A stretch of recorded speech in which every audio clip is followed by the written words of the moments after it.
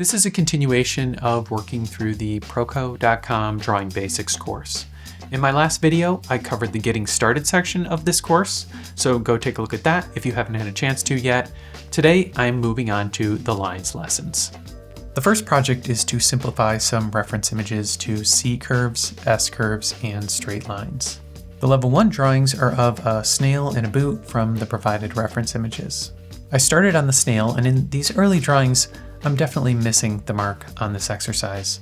I'm aware of it, but I'm following through anyway because it's the act of doing it that's forcing me to learn. I'm just not going to get this perfectly the first few tries. My first drawing felt a bit like a warm-up, so I did the snail a second time to try to improve on it. I did a little better on the boots, but my lines are still not very confident. There's a lot going on with the laces, so I decided to suggest the laces rather than going into the details on each individual one. This is the level 1 exercise after all, right? I know this exercise is helping me learn because I had to stretch outside of the way I normally approach a drawing. I usually enter a default mode of thinking when I'm drawing something, and this forced me to think a little bit differently about how I was doing it.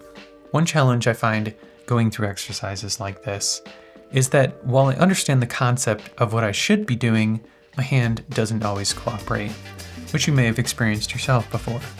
I have the knowledge of how I should do the task, but I just don't have the embodied knowledge to be able to make myself do it correctly yet, which just comes with time and practice. I watched the demo video for these before moving on to the level 2 drawings, and this helped me to correct course a little before the next ones. Some adjustments I'm going to make are that I'm going to take advantage of doing a rough lay-in for the basic shapes. This is going to help me worry a lot less about proportions so I can focus on the lines, knowing things won't go too far astray. He did do all the laces on the boots, and this gives me a better understanding of how much detail I should be going into on these. And I'm going to switch to a softer pencil for these. It just makes it more comfortable to get the lines I want. To learn from my mistakes, I went back and did the laces from one of the boots. I felt like I was missing something by not doing that.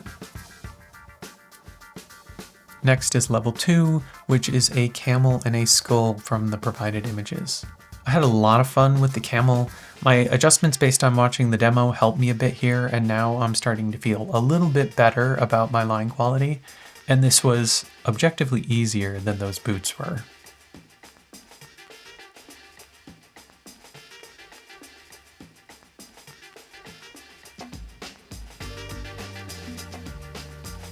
The skull drawing was fun as well, but a little more difficult, mostly because it's going to be more obvious if the proportions are off. Once again, I'm unsure of exactly how much detail to go into on the spine, but I'm assuming if we did all the detail on those boot laces that we'd want the details here as well.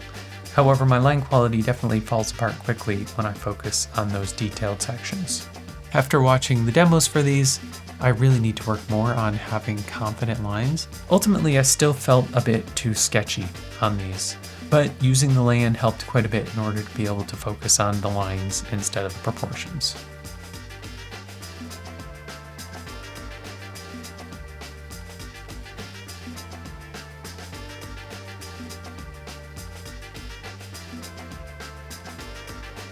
I chose to do 8 more of these as some daily practice. Since I enjoyed drawing the camel the most out of various images, I chose a variety of different animals to practice this skill on. A good question when doing this is how long to spend on a given exercise before deciding to move on. It can be easy to get stuck on an exercise knowing that you haven't quite perfected that skill yet. Even more so when an expert is showing you what the work could look like given enough practice. However, there might be something in a later lesson that really causes the breakthrough that you need to get to the next level. For this project, I continued to draw until I felt like I wasn't going to learn much new from doing it again. And eventually I started to like some of the line quality that I was seeing in some of those images. The next project is learning to sketch. This level 1 assignment is using the idea of tapered and searching lines to draw from observation. I felt like I was kind of missing something here. My understanding of the assignment is that we were supposed to be more loose and sketchy, to have more energetic lines. I think one thing that threw me was that we were drawing from these clean line drawings as reference, and my headspace goes immediately into trying to emulate what I'm seeing. I assume there's a reason behind using these. Stan doesn't seem to be making these choices haphazardly.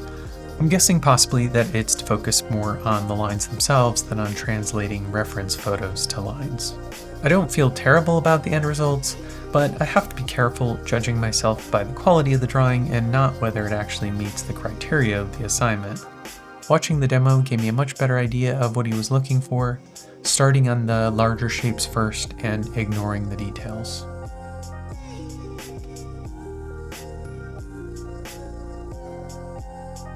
I found some additional reference and tried a few more drawings that focused more on the parts he clarified in the demo. At level 2 of the Learning to Sketch project felt a bit like a different project altogether. This is where we start to draw from imagination.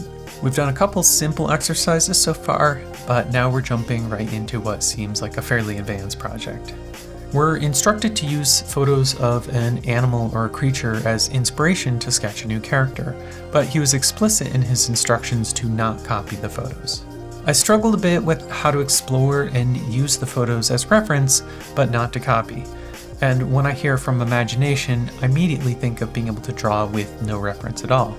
I chose a stag beetle, and I used the reference photos to try and explore different aspects of this beetle and how I could use it to come up with the character.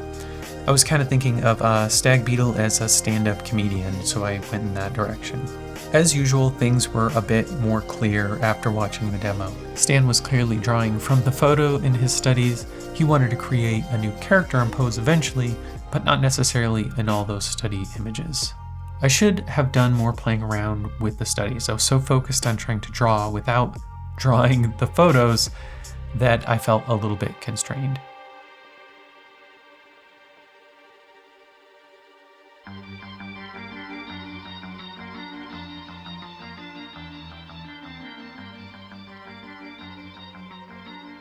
After watching the demo and critique videos, I took another stab at this by drawing a couple more studies from the beetle photos. This time I started the sketches with a non-photo blue pencil, taking a suggestion from Stan, who was using a colored pencil in his sketches. This time I also used some reference of a stand-up comic to give me a better idea of how to pose this character, being at an angle that showed a bit more dimension. Overall, it was good to push into an uncomfortable space on this one. As much as it was a bit of a stretch for me, it really gave me a tangible problem to break down and figure out that required a bit more work on my part. As far as progress in this course so far, I'm now up to 11 hours and 3 minutes of video instruction and 18 hours and 27 minutes of drawing, which brings us to a total of 29.5 hours in this course so far. In the next episode, I'm going to be finishing up the line section. Subscribe to the channel to become a Negative Space Cadet and follow along with where we go next.